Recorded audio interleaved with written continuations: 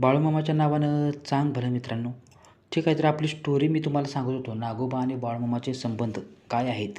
ठीक आहे, तर आपण आलो होतो, गंगूबाईला सांगितलं होतं की भीमा आणि भैरूला पण सांग, एवढं इथंपर्यंत आपण आलो होतो. ठीक आहे, तर गंगूबाईंनी सांगितली अशी अशी स्टोरी, मी त्या खोलीमध्ये साप बंद करून ठेवलेला आहे, बाळूने मला सांगितलं आहे, असं गंगूने भैरव आणि भीमाला सांगितले. ठीक आहे, तर नंतर बाळूने सांगितल्याप्रमाणे गंगूबाई आंघोळ करून रोज सकाळी, म्हणजे सकाळ संध्याकाळ तिनं पहिल्या दिवशी दूध त्याला पाजलं. ठीक आहे, तर दुसऱ्या दिवशी पाजायला जात असताना एक शेजारीनं बाई तिला विचारली, बाई कुठे जात आहे दूध तिकडे.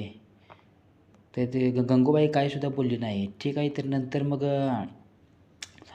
तिचा हात धरला, त्या शेजारीन बाईने तिचा हात पकडला आणि बोलली की मला सांगच तू कुठं चालल्यास. असं विचारल्यानंतर बाळूने मला सांगितले आहे की बिन कोणासंग बोलता शेरडीचं दूध काढायला. ठीक आहे, एवढं सांगून ती गेली. नंतर दूध काढले. दूध काढल्यानंतर ती खोलीमध्ये गेली, तर साप फुस करून गंगूबाईच्या अंगावरती येऊ लागला. म्हणजे फक्त आला, चावला वगैरे काय नाही. नंतर ती घाबरून ती बाहेर आली.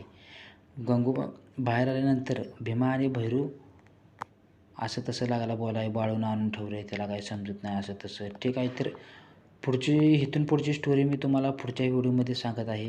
व्हिडिओ फार मोठा होतो म्हणून मी तुम्हाला थोडं सांगत आहे मित्रांनो, माफी असावी. चला, चांग भलं, बाळूमामाच्या नावानं चांग भलं.